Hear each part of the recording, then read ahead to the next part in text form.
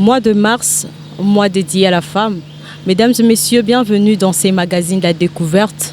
Aujourd'hui, nous recevons Madame Elodie Ngalaka. Madame Elodie, c'est une écrivaine et bienvenue, chers téléspectateurs. Madame Elodie, c'est un réel plaisir de vous recevoir dans ces magazines de la découverte. Merci beaucoup. Bonjour, bonjour à vous, bonjour aux téléspectateurs, aux auditeurs et pour moi aussi, ça sera une découverte. Voilà. Madame Elodie, en ces mois dédiés à la femme, débutant en fait en République démocratique du Congo, sur quel point, sur quel signe plutôt doit-on célébrer selon vous à Kinshasa? Déjà, moi, je suis très heureuse parce que je ne crois pas qu'il y ait beaucoup de pays qui dédient tout un mois à la femme.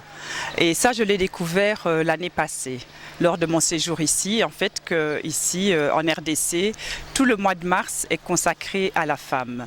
Et ça, je trouve vraiment formidable parce que ça ne réduit pas les luttes des femmes pour leurs droits ne sont pas réduites à 1 jour ou à 2 jours par an. Donc, on a vraiment beaucoup plus de largesse pour en parler et je félicite les institutions ici de la RDC qui ont, je ne sais pas depuis quand, mais qui ont institué ce mois de la femme. Donc pour moi c'est vraiment très positif parce que jusqu'à ce jour, la femme doit encore lutter dans beaucoup de domaines. Vous êtes une femme engagée dans la culture, précisément dans la littérature. Est-ce que ce métier est-il ouvert à la femme? Alors, dans la littérature, on voit, surtout ici en RDC, qu'elle est vraiment dominée par les hommes. Mais je crois que c'est aussi comme ça dans le monde littéraire. Mais il faut dire que la littérature ne représente que ce qu'on voit dans la société, que ce soit ici en Afrique ou en Occident, où tous les domaines ont tendance à être dominés par les hommes. Quand je dis dominés, c'est peut-être un petit peu péjoratif, mais là je ne vois pas d'autres mots. Disons que je dirais que ce sont les hommes qui sont en majorité. Voilà, parce que quand on dit dominer, on y met déjà c'est déjà un certain langage engagé. Et je voudrais plutôt être neutre pour dire que c'est une constatation. C'est une constatation que dans toutes les catégories, dans tous les secteurs, c'est toujours les hommes qui sont là en majorité. Même les secteurs qu'on dit féminins, comme la couture ou bien la cuisine, eh bien, quand on regarde, en majorité, les grands couturiers, les grandes stylistes, les grands chefs, en général, ce sont des hommes. Et heureusement que ces dernières années, nous avons les femmes qui en veulent et qui commencent vraiment à percer aussi dans ce domaine, mais elles ne sont pas encore assez représentées. Avez-vous publié déjà combien d'ouvrages? J'en ai publié 2, donc en l'espace d'1 an. Le premier, un recueil de poésie, je vous les ai amenés pour les montrer. Donc Ngalaka la Belgicaine, et aussi le deuxième ouvrage en septembre 2023, donc septembre 2022, Ngalaka la Belgicaine. La vie n'est pas une poésie tranquille, effectivement, ça c'était en septembre 2022. Et en septembre 2023, mon dernier ouvrage, Ma vie entre vos parenthèses, entre vos chromosomes 21 et 15, en toute liberté. Ça c'est autobiographique. Ce sont mes 2 ouvrages donc jusqu'à maintenant. Ngalaka la Belgicaine. Qu'est-ce qu'on peut comprendre là-dessus? Eh bien, déjà, le titre j'ai voulu par le titre montrer qui j'étais. Donc, je suis une Belgicaine. Je suis quelqu'un qui est né ici à Kinshasa, qui a fait ses études en Europe, précisément en Belgique et aussi aux Pays-Bas, et qui faisait des allers-retours. Et dans les années 70 et 80, on nous appelait les Belgicains. Et quand j'ai cherché un titre pour mon livre, je me suis dit, dans ma poésie, j'ai envie que les gens sachent qui je suis. Et directement, donc, j'ai pris ce nom de Belgicaine et Ngalaka, qui est une contraction de mon nom congolais, Ngalasa Kanzi. Donc voilà, j'ai voulu qu'on sache direct, j'ai voulu me positionner. Ma vie. Pourquoi ma vie? Ça, c'est un ouvrage autobiographique. C'est toujours un peu plus difficile à faire sortir. Parce que quand on dit autobiographique, ça veut dire qu'on ne peut pas mentir. Donc ça veut dire que tout ce qu'on va écrire et qu'on va présenter aux futurs lecteurs, aux futures lectrices, ce sont des faits qui ont vraiment existé. Donc dans une autobiographie, on ne peut pas biaiser. Sinon les gens vont sentir, vont se dire en tout cas, ah ouais, c'est pas possible. Donc il faut que les gens ressentent votre sincérité. Et après mon recueil de poésie, j'ai voulu présenter ma vie parce que elle avait une particularité. Ma vie était associée au handicap. Et les gens, que ce soit en Europe et ici aussi au Congo et en Afrique, même dans le continent, voient parfois le handicap d'une façon négative. Donc moi j'ai voulu présenter ni de façon positive ni de façon négative le handicap, mais j'ai voulu présenter au monde le handicap tel que moi je le vivais. Et donc c'est pour ça que je dis ma vie, parce que c'est ma vie à moi. Et Madame Elodie Ngalaka, qu'est-ce qui vous a motivé à œuvrer dans la littérature? Alors, ce qui m'a vraiment motivée à œuvrer dans la littérature, c'est en fait quand j'ai pris un petit peu plus de recul. Ma vie professionnelle s'est arrêtée en 2019. En 2020, tout le monde sait, il y a eu la pandémie. Pourquoi? Ah, mais je ne suis plus toute jeune, hein. Je ne suis plus toute jeune et voilà, quand ma vie s'est arrêtée en 2019, j'ai eu des soucis de santé, j'ai été opérée et donc dans le milieu professionnel, je travaille avec les enfants, donc ce n'était plus vraiment possible, il fallait que je me réoriente. Et voilà, et comme j'écris depuis toujours, je lis depuis toujours, quand on s'est associé avec d'autres personnes qui m'ont proposé, faisons quelque chose pour la littérature congolaise, je me suis rendu compte que je ne connaissais pas la littérature congolaise. Mais pour moi, c'était comme un grand péché.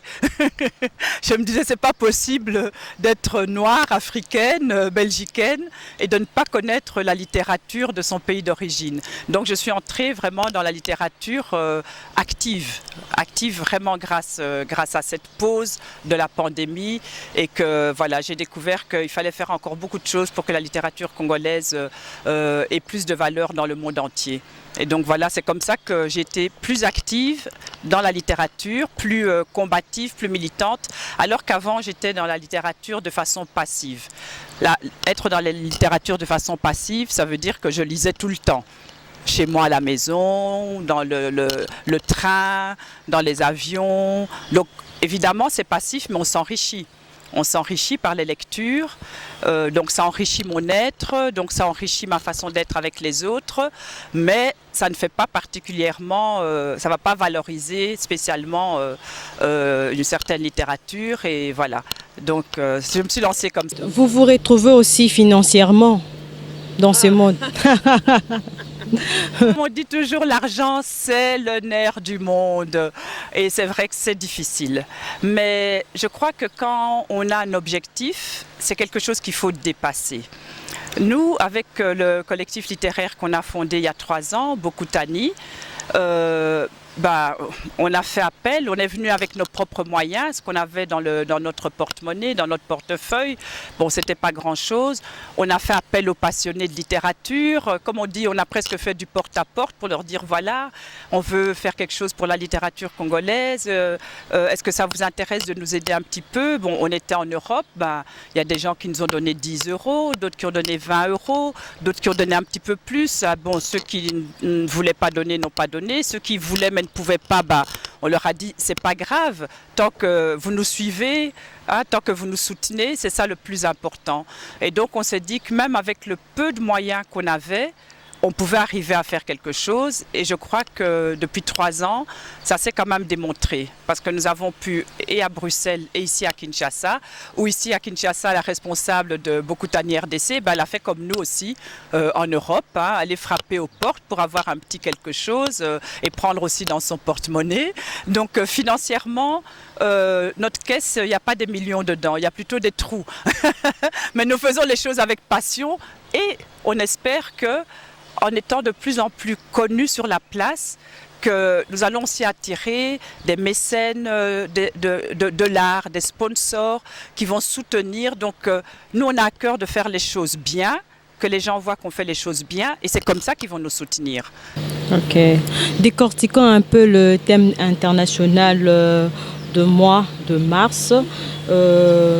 Investir en faveur de femmes, accélérer le rythme. Qu'est-ce que vous pouvez comprendre là-dessus? Alors, c'est un thème justement qui montre la situation où on est. Investir, donc pour les femmes, accélérer le rythme. Justement, moi je vois que d'année en année, c'est souvent le même thème qui revient, mais d'une autre façon. Pourquoi? Parce que investir pour les femmes, donc ça veut dire qu'avant, on n'investissait pas, si? On investissait, mais trop peu.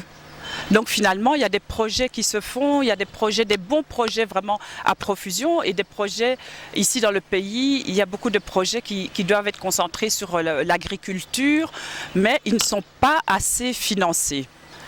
Et dans l'agriculture, on sait qu'ici, c'est... Et qu'on dit accélérer le rythme, justement, parce qu'il ne faudrait pas que chaque année, finalement, ce soit le même thème qui revienne, parce qu'à chaque fois, on n'investit pas assez. Donc il faut vraiment un grand coup pour que nous puissions investir. Et le thème national, c'est accroître les ressources nécessaires en faveur de femmes et de filles dans la paix pour un Congo paritaire. Oui. Alors dans ce thème, donc on parle de parité, on parle de l'égalité, on parle d'accroître justement les ressources nécessaires dont on parle quand on dit investir, donc comme j'ai expliqué, et on parle d'égalité, de parité. Nous avions dimanche une table ronde avec Bokutani où on a beaucoup discuté de ça et c'est vrai que moi je retiens que la parité c'est quelque chose donc de juridique pour aider justement à ce qu'il y ait une égalité. La parité, il y en a beaucoup qui n'en veulent pas, même les femmes. Parce que dans la parité, on dit oui, dans toute chose, il faut égalité en chiffres, en nombre, entre les hommes et les femmes. Par exemple, s'il y a 20 ministres, il faut 10 ministres femmes, 10 ministres hommes.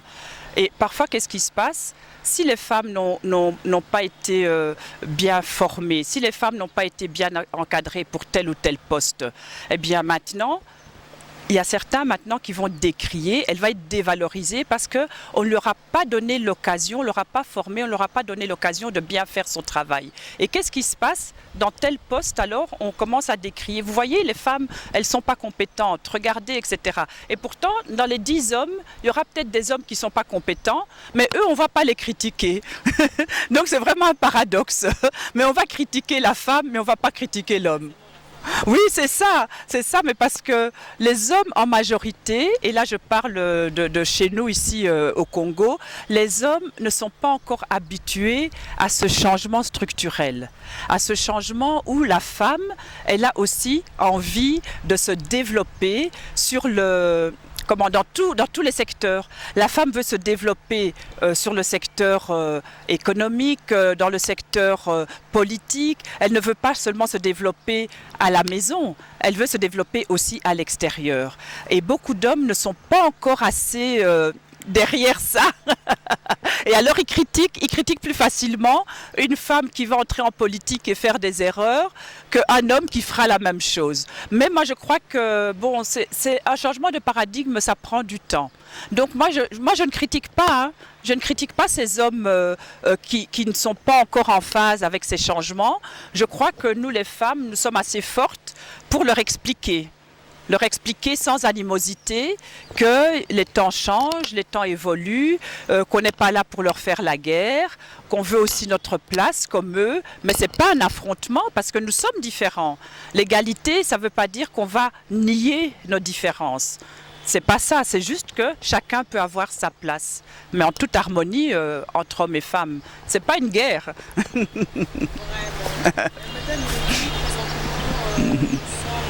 Dans la phase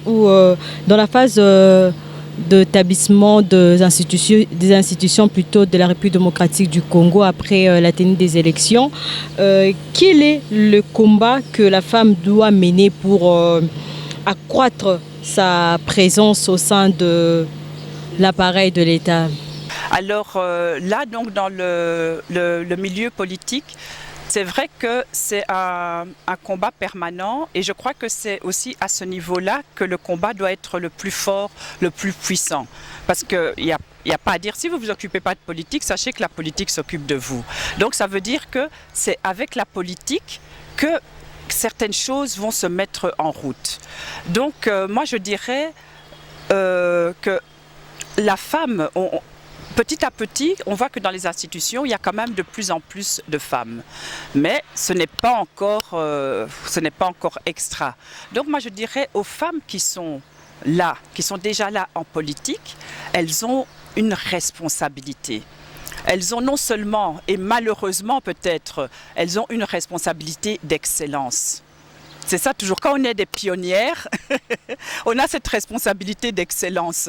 C'est ça que les hommes qui sont vraiment à la tête des États depuis des siècles et des siècles, ils ne sentent plus tellement, certains hommes ne sentent plus cette responsabilité d'excellence. C'est pour ça qu'on peut voir des hommes qui sont incompétents en politique et qu'on ne leur jette pas la pierre. Et s'ils savent bien parler, ils sont vraiment aussi bien aimés par le peuple, par la population. Mais donc les femmes, on est encore des pionnières en politique, je dirais malheureusement, mais ce n'est pas grave. Tout se fait en son temps. Donc elles ont vraiment cette responsabilité d'excellence. Donc quand elles sont nommées quelque part, elles doivent exceller. Donc si elles se sentent un peu plus faibles dans tel ou tel domaine, elles doivent se former, elles doivent s'encadrer des bonnes personnes qui peuvent aussi les conseiller vraiment bien dans leur travail. Donc moi je trouve qu'elles ont cette responsabilité et surtout aussi de regarder autour d'elles les femmes compétentes pour pouvoir nommer des femmes compétentes. Parce que j'ai appris, donc, puisque je ne connaissais pas tout ce qui se faisait, toutes les institutions, comment elles fonctionnaient et tout, mais petit à petit, j'apprends que, apparemment, les femmes qui sont, disons, qui ont des postes vraiment de responsabilité, en général, nomment beaucoup d'hommes. Elles nomment pas beaucoup de femmes autour d'elles. Moi, j'ai l'impression aussi, c'est parce qu'elles ne veulent pas qu'on croie qu'elles veulent promouvoir, elles font une discrimination finalement de genre. Parce qu'elles vont se dire, si je nomme plus de femmes, on va dire, oui, c'est parce que tu es une femme, etc. Alors tu nommes des femmes. Et je crois qu'elles ne veulent pas être accusées de ça. Et finalement, elles nomment plus d'hommes. Mais je crois qu'il faut dépasser ça. Moi, je crois qu'elles peuvent, en cherchant, elles peuvent dans leur entourage trouver des femmes compétentes à nommer aussi à des postes clés ou à des postes moins clés, mais arrêter de nommer quasi rien que des hommes parce qu'elles sont des femmes et ne veulent pas être accusées donc de favoriser le genre féminin. Pensez-vous aussi faire la politique un jour? Alors, je ne suis vraiment pas une femme de politique. Moi, je préfère travailler sur le terrain, je préfère travailler avec ma littérature, mais je peux quand même dire donc à ceux qui écoutent que je me suis présentée en Belgique en 2012, je me suis présentée aux élections municipales. Municipales, ça veut dire de la commune où j'étais. Quelle année vous avez dit? En 2012. 2012, ok. Je me suis présentée alors que je ne voulais pas faire de politique. Et en fait, je l'ai fait non seulement pour la femme, mais je l'ai fait aussi pour ma communauté. Pourquoi? Parce que j'étais dans une région où, en politique, il y avait très peu de femmes et il y avait très peu de personnes noires. Donc, au début, j'avais refusé. Quand on est venu me chercher, j'avais refusé parce que je ne suis pas une femme politique. Et puis, finalement, j'ai écouté les arguments et je me suis dit, certains arguments sont vraiment valables. Je me suis dit, ok, c'est vrai que ici, il n'y a pas beaucoup de femmes qui se présentent et il n'y a pas beaucoup de femmes noires ou d'hommes noirs qui se présentent. Et je me suis dit, ok, je vais le faire pour montrer à la communauté autour de nous qu'il y a un combat qui est là, qu'il faut faire, un combat pacifique, mais qui peut se faire en passant par la politique, même si moi je ne me considère pas comme une femme politique. Donc j'ai directement dit que j'accepte, mais pour ces objectifs-là. Et j'ai été quand même bien votée, comme on dit. puisque j'étais toute neuve en politique, mais les personnes, la population qui a écouté ce que j'avais à lui dire et tout, a trouvé que ce que je lui proposais était bien. Et finalement, j'ai même eu beaucoup plus de points que certains de mes collègues de ce parti qui étaient là pourtant depuis des années et des années. Donc c'était quand même une victoire. Mais je ne m'en cache pas parce que de toute façon, si vous tapez sur Google, vous allez le trouver. Hein. Donc c'est le CDNV. Donc moi, je suis en Belgique, je suis dans le Brabant flamand. Donc c'est le côté flamand, où on parle flamand donc, en Belgique. Ce n'est pas le parti francophone, donc des francophones. Donc moi j'étais là dans le CDNV parce que justement dans leur programme, donc ils avaient un programme aussi où ils voulaient qu'il y ait une harmonie entre les francophones et les personnes flamandes. Et donc moi je suis pour l'harmonie. Et donc c'est pour ça que j'ai accepté, tout en étant indépendante, donc ne pas, que j'allais dire, je n'entrais pas en politique, mais j'avais accepté pour ces élections-là, donc de me présenter pour ce parti-là, le CDNV. Mais par contre, après cette victoire un petit peu personnelle, malgré que je n'étais pas devenue échevine, mais le parti m'avait demandé de travailler, donc de travailler à la commune, de travailler dans les services de jeunesse, etc. Mais j'avais refusé parce que comme je dis, travailler en politique, il faut être très courageux. Il faut être une femme Très forte. Mais vous êtes forte. Oui, mais à l'époque, je ne le savais pas. Ok. Je le sais maintenant. Et c'est vrai que parfois je me dis, est-ce que je pourrais entrer en politique? Et parfois je me dis, c'est vrai que je pourrais le faire. Et je crois que si je le faisais, ce serait surtout pour faire quelque chose pour le monde du handicap. Je pourrais le faire, mais je crois que je ne me sens toujours pas assez forte. Qui sait, dans 5 ans ou 10 ans.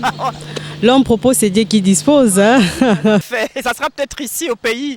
Voilà.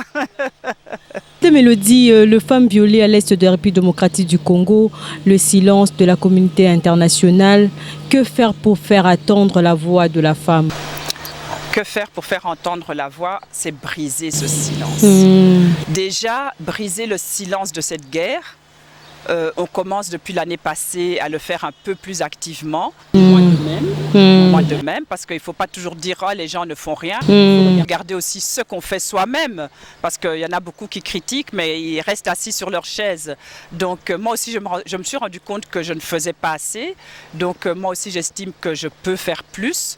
Et il faut déjà donc faire connaître. Il y a de plus en plus de marches qui se font, que ce soit ici au Congo, que ce soit en Europe, pas seulement en Belgique, mais dans les autres pays européens. Les gens commencent à être de plus en plus révoltés par ce qu'ils voient, que ce que les institutions européennes font contre finalement la paix ici au Congo. Avant, ils ne s'en rendaient pas compte, même moi, je ne me rendais pas compte. Et là, je vois les énormités qui se passent contre finalement la paix au Congo. Or, pour que le Congo vraiment puisse se redresser, il faut que tout le pays soit en paix.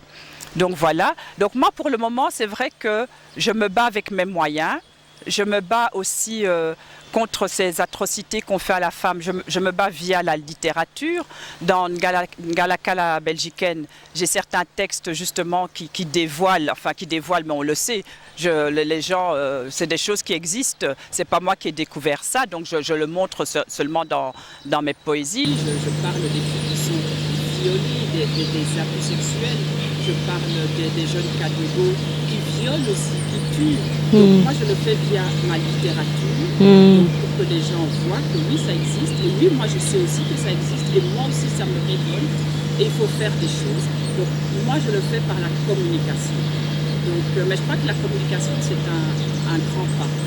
Parce que par exemple si je suis devant des lecteurs, un public, il peut y avoir 2 ou 3 personnes, il peut y en avoir 30%. Le 8 mars, c'est la naissance de mon second enfant. Ok. Ces femmes-là, pour qu'elles entrent dans ce groupe de femmes qui donnent plus de puissance à ce 8 mars. Parce que le 8 mars, c'est vrai que le 8 mars ici au Congo et en Afrique, au départ, ça retentissait moins dans l'esprit des femmes parce que c'est né en Occident. C'est né en Occident, donc ça on le sait. C'est une lutte des femmes, c'était une lutte d'ailleurs des femmes pauvres, des femmes ouvrières qui qui voulaient qu'on reconnaisse qu'elles aient plus de droits, etc.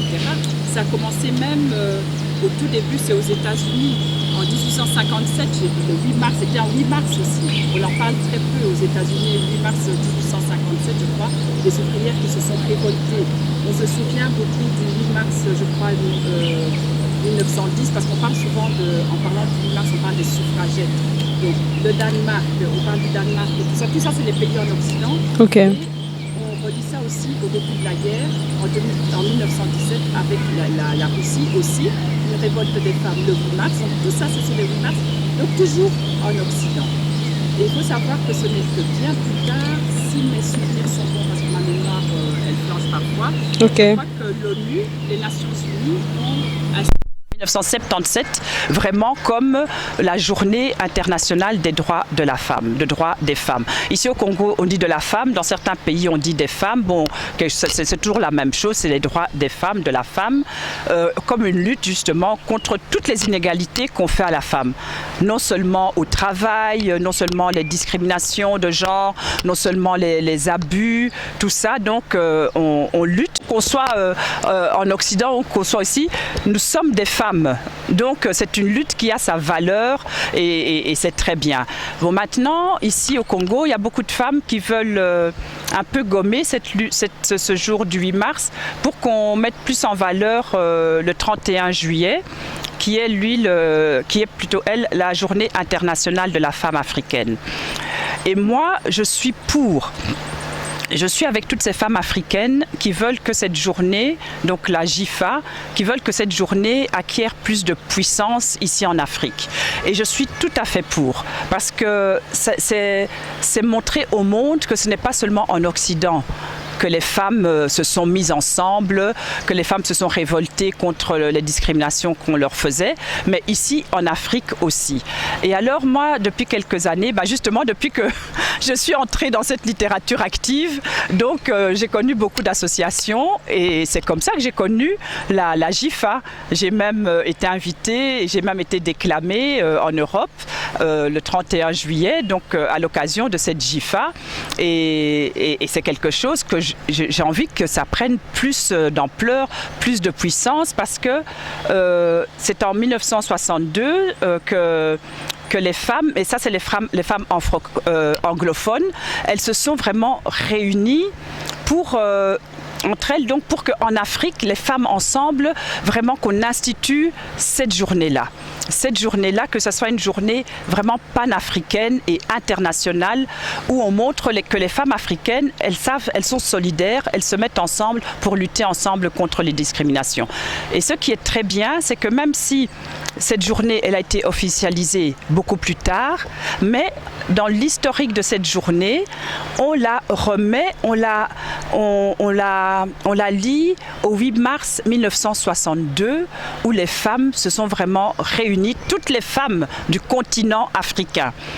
Parce que le PAWO qui a institué donc cette journée-là, c'était juste les femmes anglophones du continent africain. Mais ce qu'elles ont fait de bien, c'est que cette journée du 8 mars, du 31 juillet, cette journée de la JIFA, en fait, on la relie à ce qui s'est passé le 8 mars 1962, où il y a les femmes de tout le continent africain, anglophone, francophone, se sont réunies, ont été solidaires justement pour qu'on lutte ensemble contre les discriminations faites à la femme.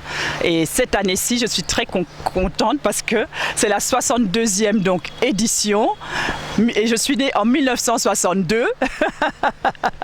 Donc j'ai 62 ans pour cette 62e édition de la JIFA, donc le 31 juillet. Vraiment, je serai vraiment très très solidaire avec cette journée internationale de la femme africaine. Mais il ne faut pas tuer le 8 mars. Il faut toutes les deux institutions, toutes ces deux journées internationales, elles ont leur place. Voilà. Je disais, revenons à votre profession. Quelles sont les difficultés rencontrées dans cette vie de la littérature ? fonds. Donc on doit toujours regarder ce qu'on a, bon, essayer d'avoir des personnes qui nous soutiennent. Bon, si on n'arrive pas à avoir, par exemple, si on doit organiser une activité qu'on voit, elle doit nous coûter $1000 par exemple, on n'a que $600 en caisse avec ce qu'on a pu réunir, il faut à ce moment-là diminuer, mais il ne faut pas renoncer. Il ne faut pas renoncer. Donc quand on est sûr de ce qu'on fait, il ne faut jamais renoncer pour des raisons financières. Il faut juste s'adapter. Il faut juste s'adapter, mais il ne faut pas renoncer. Et puis, il faut savoir aussi que, bon, ça c'est par exemple une des difficultés dans l'organisation de projets, mais ce qui est bien, c'est que quand on fait quelque chose, même à petite échelle et qu'on le fait bien, après, quand il y a des appels à projets, vous proposez vos projets et vous pouvez être pris parce que les gens ont vu que vous faisiez les choses sérieusement. Et nous, c'est ce qui nous est arrivé avec Bokutani en Belgique.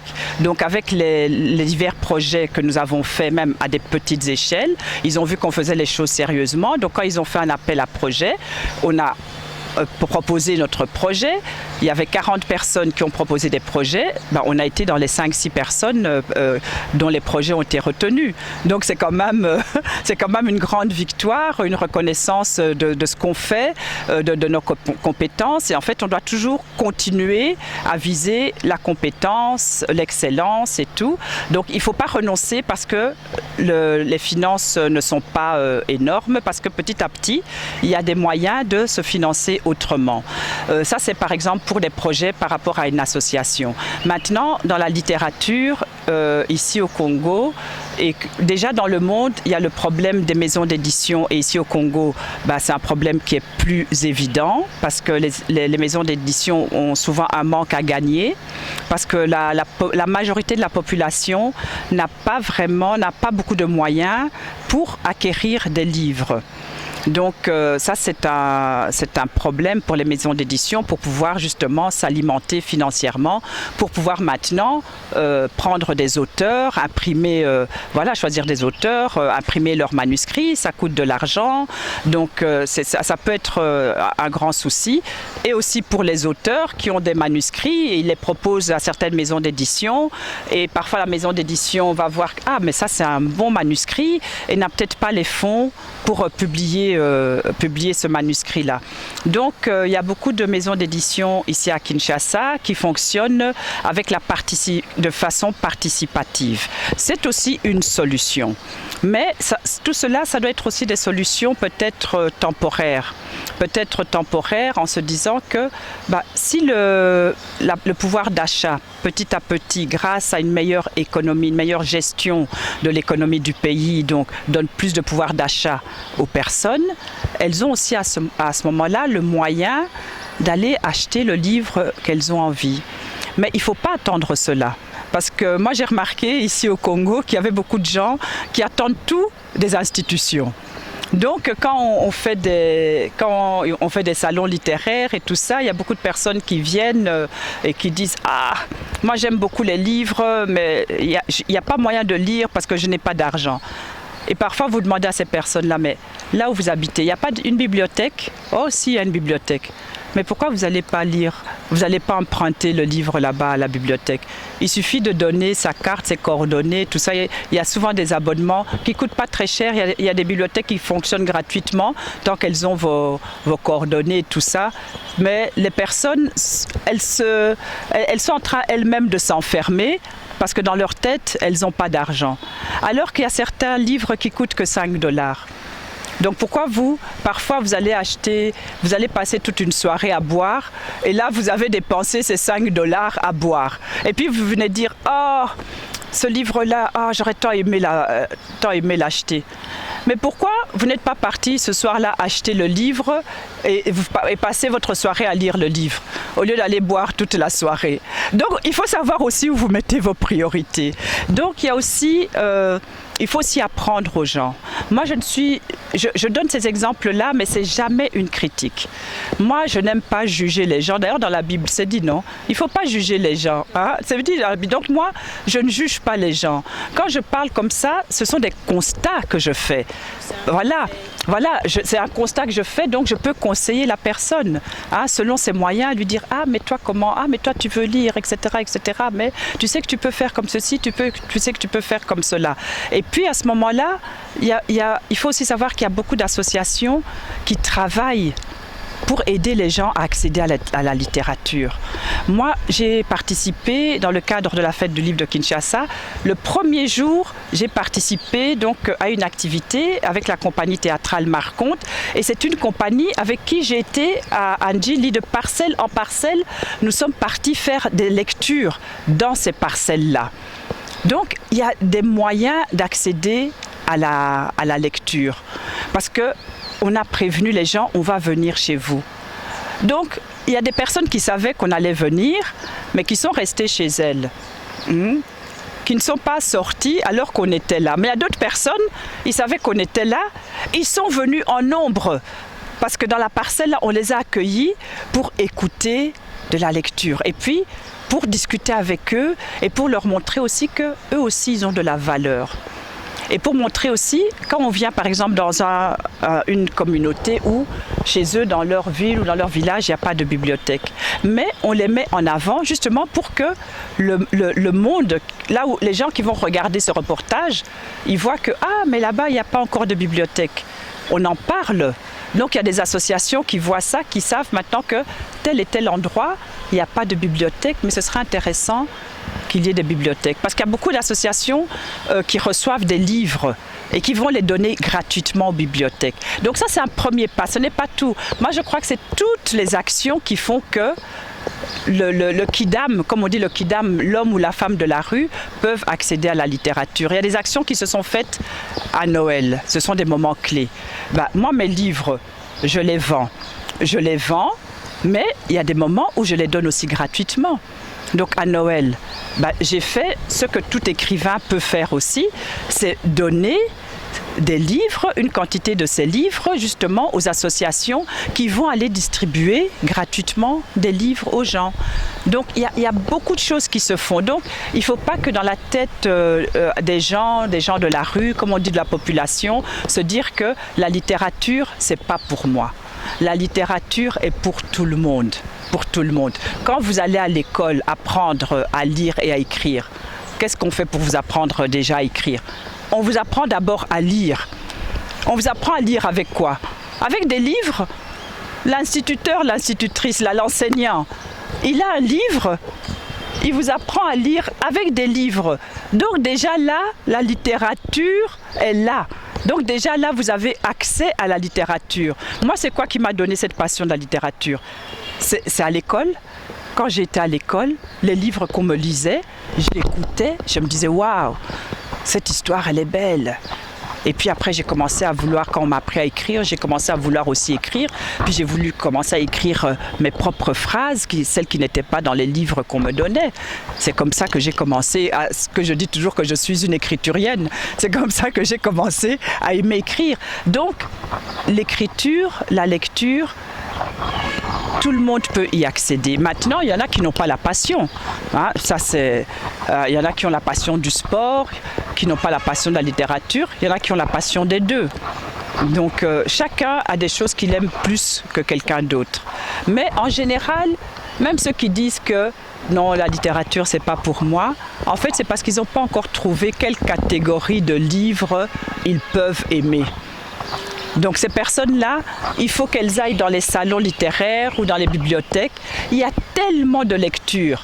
La BD, la bande dessinée, c'est de la littérature. C'est de la littérature. Donc il ne faut pas s'enfermer en se disant que la littérature n'est pas pour moi. Il y a peut-être des bandes dessinées de tel ou tel style qui sont pour toi. Tu ne le sais pas encore. Il faut aller le découvrir. Nous sommes déjà à la fin, presque à la fin de notre magazine La Découverte. Quel est votre dernier mot? Magazine Découverte. Donc les quelques jours que j'ai fait ici, depuis la mi-février jusque maintenant, ici à Kinshasa, j'étais à Kinshasa 2 ou 3 fois, je suis venue 2-3 fois l'année passée, mais les quelques jours que j'ai fait ici à Kinshasa, dans mon mot de la fin, je peux dire que ça a été une grande découverte. Ça a été vraiment une grande découverte parce que à chaque fois, j'ai découvert un public avec d'autres questionnements, avec une autre approche de mes livres, des choses dont je n'avais pas conscience maintenant. Donc moi je dis merci à ce public. Merci à ce public parce que finalement, je vois que grâce à ces 2 ouvrages que j'ai écrits, j'apprends moi-même ce qu'il y a dans mes livres. Je ne savais pas au début. Et ces quelques jours m'ont montré certaines choses. Déjà le premier jour où je suis venue grâce à Marconte et avec ce concert, le premier jour c'était la balade, mais après le vendredi avant la clôture, donc ils ont fait un concert littéraire d'après mes ouvrages. Donc j'ai découvert certaines choses qui étaient dans mes ouvrages. Donc le mot pour moi c'est que ce séjour a été un séjour de découverte. Et voilà, et je crois que votre magazine, il fait découvrir beaucoup de choses aux gens. Donc moi, je voudrais continuer parce que c'est ça dont le public au Congo a besoin. Il a besoin de découvrir par les magazines, par la télévision, par la radio. Il a besoin de découvrir ce qui se fait, pas seulement en littérature, mais dans les autres domaines. Donc moi, je dis merci à la découverte de votre magazine. Je dis merci à la découverte que j'ai faite grâce au public et merci à toutes les découvertes que les gens peuvent faire et dont ils ne se rendent pas compte. Donc moi je dis, mon mot de la fin c'est messieurs, mesdames, jeunes gens, jeunes filles, allez à la découverte de vous-même et de tout ce que vous pouvez découvrir pour accéder, pour monter, pour aller toujours vers l'excellence. Notre pays a besoin d'excellence. Mon dernier ouvrage a été édité par Mabiki. Donc en contactant Mabiki, vous pouvez toujours le découvrir. Et sinon, vous avez Laèche. Laèche, c'est une librairie ambulante. Laèche a mes 2 ouvrages en sa possession, Laèche RDC, et vous pouvez aussi les découvrir là-bas. Vous avez aussi Texaf Bilembo, donc qui a aussi mon ouvrage pour le moment ici, Ngalaka la Belgicaine. Je compte aussi leur fournir le 2e. Et aussi via moi, Elodie Ngalaka. Je suis sur les réseaux, donc moi on sait toujours me contacter quand je suis ici à Kinshasa, par mon réseau, par ma page. Voilà, quand je suis ici, je sais comment vous fournir les livres. Quand je suis en Belgique aussi, ceux qui me contactent via les réseaux, ils savent aussi me dire voilà, Madame Galaka, on a envie, comment on fait. Et souvent, je fais en sorte de venir livrer moi-même là où est la personne, comme ça elle peut avoir une dédicace. Et elle ne paye pas plus pour la dédicace. Et voilà, mesdames et messieurs, c'est déjà la fin. Nous sommes déjà à l'issue de ces magazines. La découverte, un magazine qui vous permet de découvrir les différentes figures emblématiques et leur cortège de bonheur. Merci beaucoup pour votre attention particulière. Et aussi, je ne peux quitter ici sans pour autant dire merci à la gérante de Congo Loisirs. Merci beaucoup d'avoir mis à notre disposition cet espace pour tourner ces magazines. Merci beaucoup, merci et bonne suite de programme sur nos antennes. Au revoir.